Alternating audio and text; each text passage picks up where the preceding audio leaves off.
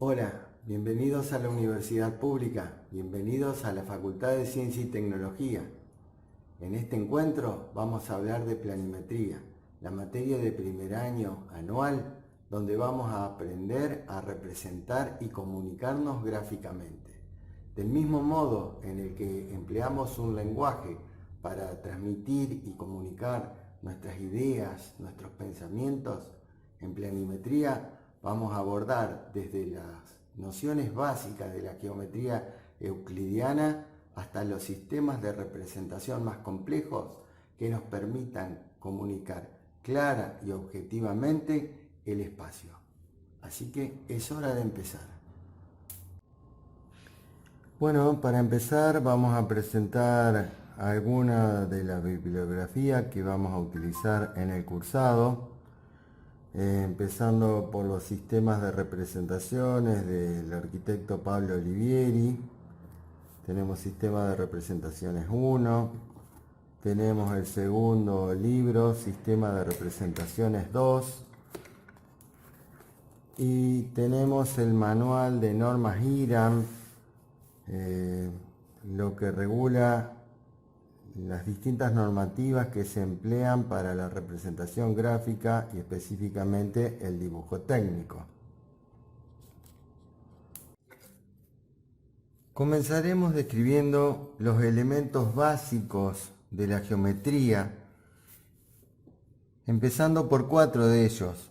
Según lo que escribió Euclides allá por el 325 a.C., en su libro número 1, llamado justamente Los Elementos, definía al punto, la línea, el plano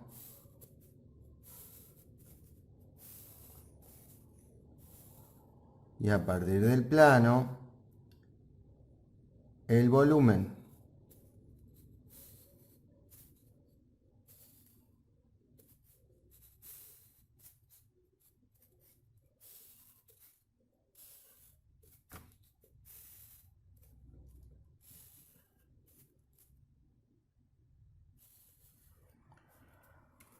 Euclides, con respecto a este primer elemento, señala que el punto es lo que no tiene partes, así de simple.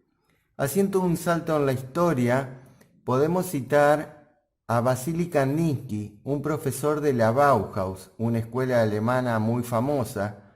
Kandinsky era justamente profesor de dibujo en esta escuela alemana y definía al punto como la unidad mínima de la imagen y establecía que el punto es adimensional, no tiene largo, ni ancho, ni espesor. Además, agrega que el punto señala una posición dentro del espacio. Con respecto al segundo elemento, la línea, Euclides define a la línea como una longitud sin anchura. Kandinsky, en cambio, señala a la línea como el segundo elemento primario de la imagen. Es unidimensional, pues solo tiene longitud, no tiene espesor ni ninguna otra dimensión. Clasifica además a las líneas por su forma, diciendo que las líneas pueden ser, de acuerdo a la forma, pueden ser rectas, pueden ser curvas, pueden ser quebradas o poligonales, que pueden ser mixtas, que pueden tener tramos rectos y tramos curvos. Podemos decir, vinculando estos dos primeros elementos, el punto y la línea, podemos decir que el punto es la generatriz de una línea. La trayectoria continua de un punto en el espacio da como resultado una línea. De acuerdo a esa trayectoria, si es recta, el resultado va a ser una línea recta, y si es curva, obviamente va a ser una línea curva.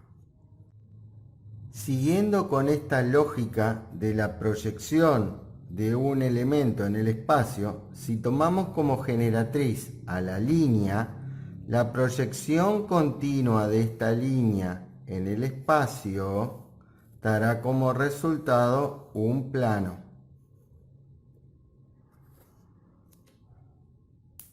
En referencia a este elemento, Euclides lo denomina superficie, como un elemento bidimensional que tiene un ancho y una profundidad.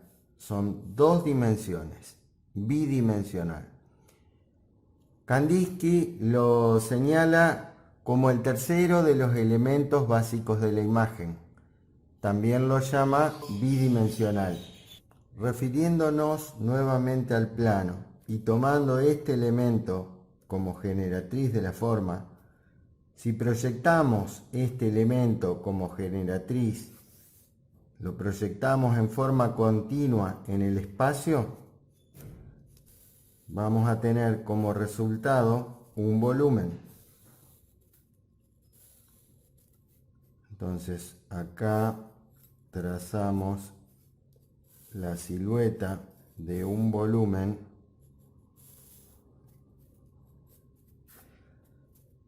y ya tenemos entonces 4 elementos básicos: punto, línea, plano y volumen.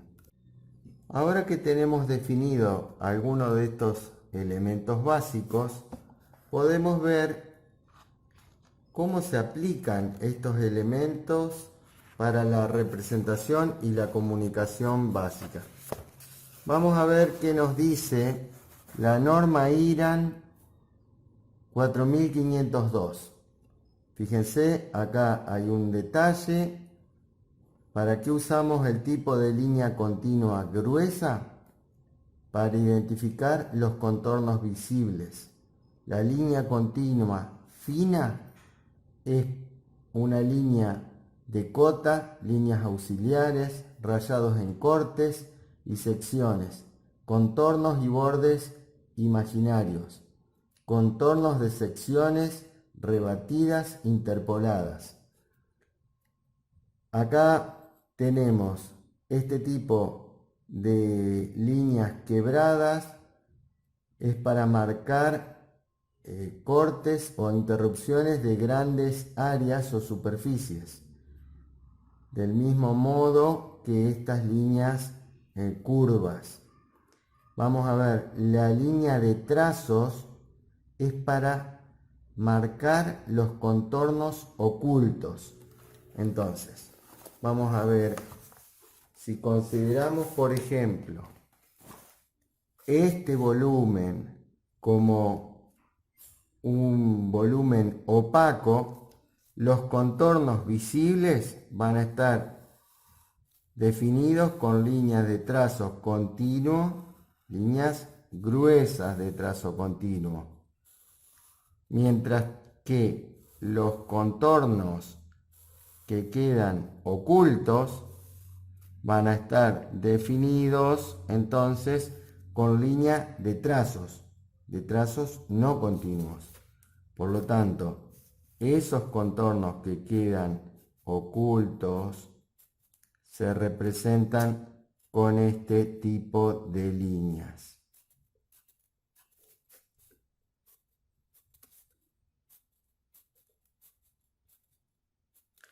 Perfecto.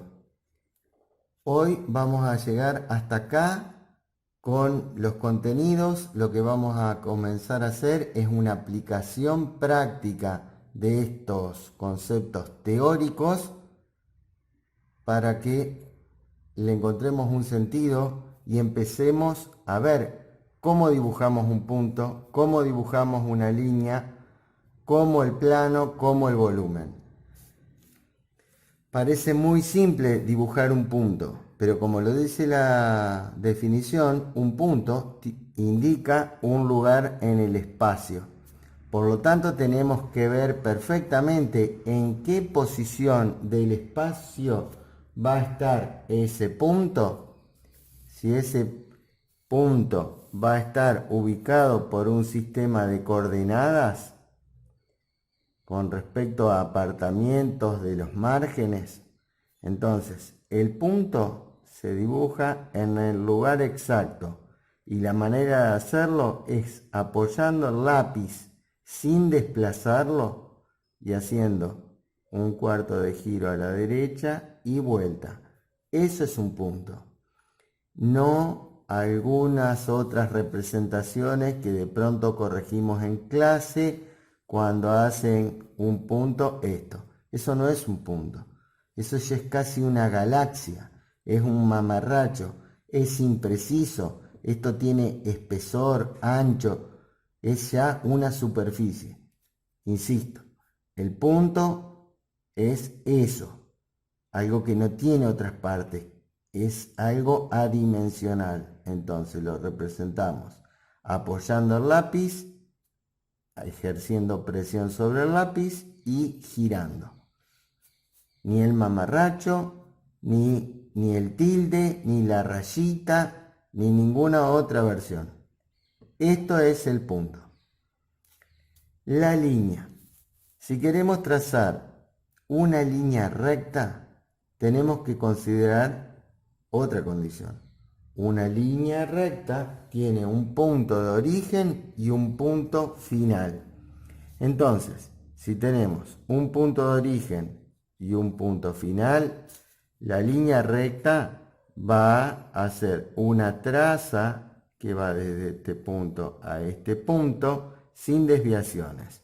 Para que esta línea salga recta perfectamente, debemos apoyar el lápiz en el punto de origen, el lápiz apoyado en el punto final. Para esto nos vamos a valer de una regla. Entonces vamos a tener el punto de origen, el punto final y trazo. Y ahí obtengo una línea recta. Una condición para recalcar es mantener constante durante el trazado la inclinación del instrumento de dibujo. Porque si yo en el trazado de esta recta cambio la inclinación del lápiz, voy a hacer un ejemplo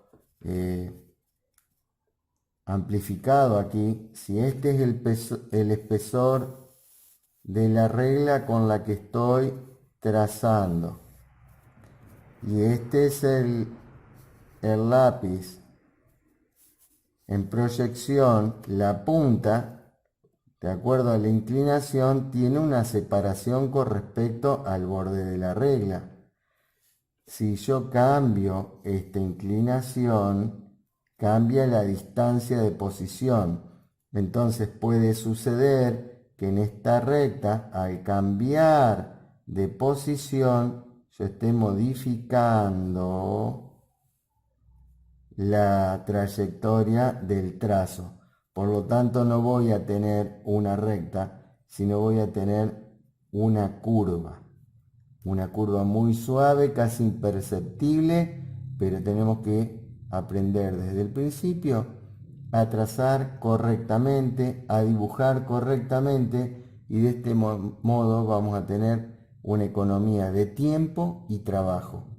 Haciendo las cosas correctas, evitamos correcciones.